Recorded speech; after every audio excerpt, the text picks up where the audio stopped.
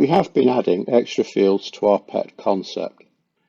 So far, all we're seeing on our pet application is the name of the pet, which is created using the name field by our instance name builder.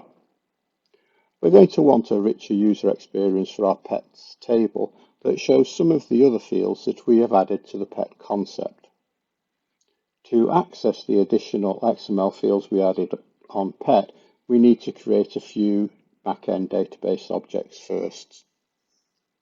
We can do this quite easily by going back to our UX Creator, opening up our animals functionality, and executing the modify views and get T-SQL action.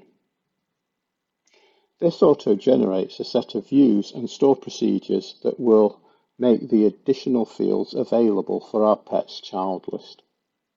We can now go back to our pet application and open up our pet's child list. Now our modify views and get T-SQL action will have created a stored procedure for us that we can add here. And our stored procedure will have a name that will be generated using this notation, dbo.get underscore prefix underscore concept name. In our example, this will be dbo.get underscore ANI, which is our functionality prefix, and pet, which is the name of our concept. We can now add some child list column definitions. So let's start by adding the name of our pet, and we will set the column width to 10%, and we will use the header of name. I'm going to create a second column definition. So the second column I want is the species of the pet.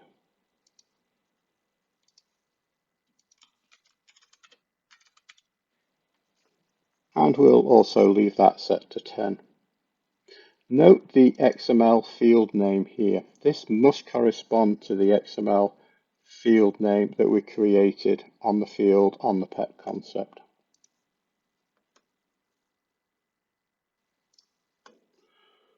Let's also add the read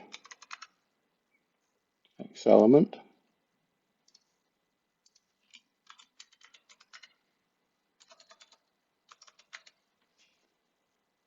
And we'll make this one a little bit bigger. And finally, let's add the vet notes. So let's say on column 5, we will add the vet notes field. Now this field is HTML, it's not just a simple string.